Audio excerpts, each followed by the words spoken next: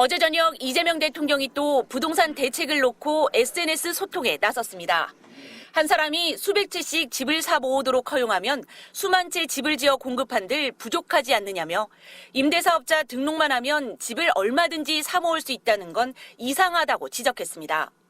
이어 이 대통령은 건설임대가 아닌 매입임대를 계속 허용할지에 대한 의견을 묻는다고 질문을 던졌습니다.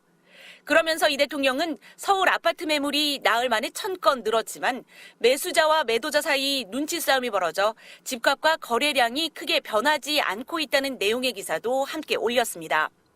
공급을 확대해도 일부가 주택을 많이 보유하면 부동산 안정 효과가 제한적이라 짚은 겁니다. 이 대통령은 오늘도 SNS에 등록 임대주택에 대한 글을 올렸습니다. 한때 등록임대였다는 이유로 영구적으로 다주택 양도세 중과제외 특혜를 줄 필요가 있냐는 의견이 있다며 혜택을 일정 기간 후 없애거나 점차 폐지하자는 방안이 있다고 소개했습니다. 그러면서 등록임대 다주택이 일반 다주택처럼 시장에 나오면 수십만 호 공급 효과가 있다고 강조했습니다.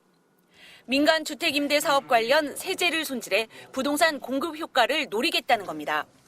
이와 관련해 청와대 관계자는 이 대통령이 단순히 공급을 늘리는 방식으로는 집값을 잡기 어렵고 주택이 특정인에게 과도하게 쏠리는 구조부터 점검해야 한다는 문제의식을 갖고 있다고 설명했습니다. 이런 가운데 청와대 참모들에 이어 국무위원들도 보유주택 정리에 나섰습니다. 한성숙 중소벤처기업부 장관은 보유한 주택 4채 중 3채를, 송미령 농림수산식품부 장관은 3채 중 1채를 매물로 내놨다고 밝혔습니다. 이재명 대통령은 이제 대체 투자 수단이 없는 것도 아니니 생각을 바꿀 때도 됐다고 했습니다.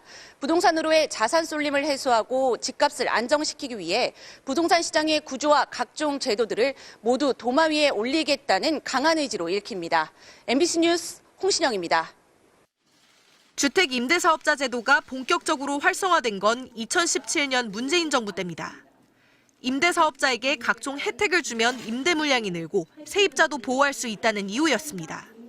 8년 이상 임대하는 주택에 대한 장기 보유 특별 공제 비율을 현행 50%에서 2019년부터 70%로 확대하겠습니다.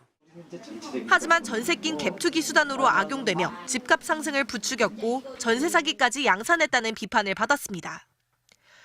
결국 본격 시행 3년 만인 2020년 아파트는 임대사업에서 제외됐습니다.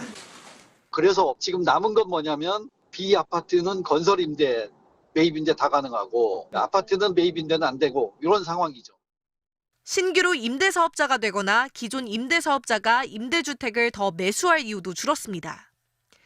작년 6.27 대책 때 대출 규제가 강화된 데다 작년 10.15 대책 이후 서울에서 전세 낀 매매가 금지됐고 종부세를 포함한 세제 혜택마저 사라져 사실상 유명무실해진 겁니다. 하지만 기존 임대사업자의 경우 의무 임대 기간이 끝나도 양도세 중과 혜택은 계속 받습니다. 대통령도 바로 이 문제를 지적하면서 양도세 중과 혜택 폐지를 언급했습니다.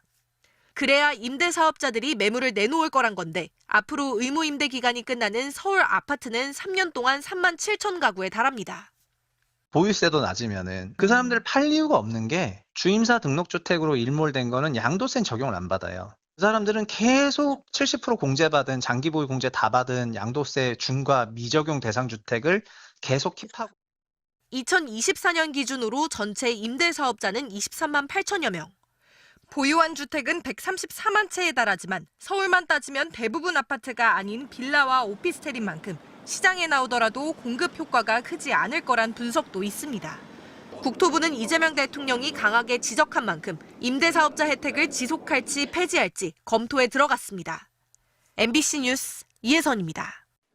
서울 성동구 왕십리 뉴타운 중개사무소입니다.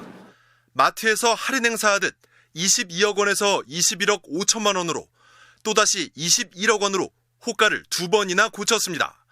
1주택자가 계속 가격을 떨어뜨리고 있는 겁니다. 이제 48평 같은 경우 선호도가 떨어지거든요. 그러다 보니까 이제 가격을 계속 낮춰서. 계약과 동시에 잔금 치르는 조건으로 최고가보다 3억 원 낮은 금매도 나왔습니다.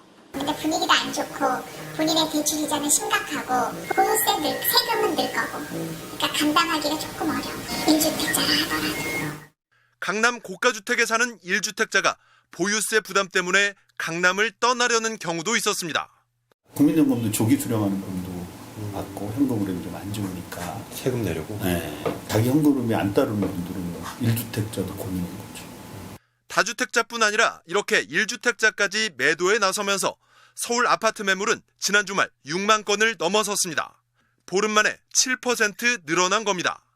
앞으로 집값 상승 기대는 줄고 보유세 인상 분위기가 이어지자 양도세 중과와 상관없는 1주택자까지 움직이고 있는 것으로 보입니다. 이 때문에 다주택자 양도세 중과가 부활되는 5월 9일 이후에도 매물 잠김 현상이 없을 거란 조심스런 전망까지 나옵니다. 처음에는 다주택자들만 절세 매물을 내놓을 것으로 예상이 됐지만 막상 뚜껑을 열어보니까 고가 1주택자들도 민감하게 움직이더라는 거예요. 매물이 잠기는 게 아니라 앞으로 더 늘어날 가능성이 있고. 하지만 아직 안심하긴 이릅니다.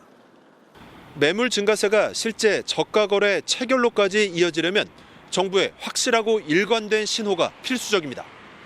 특히 보유세 강화 같은 정부의 의지가 중요합니다.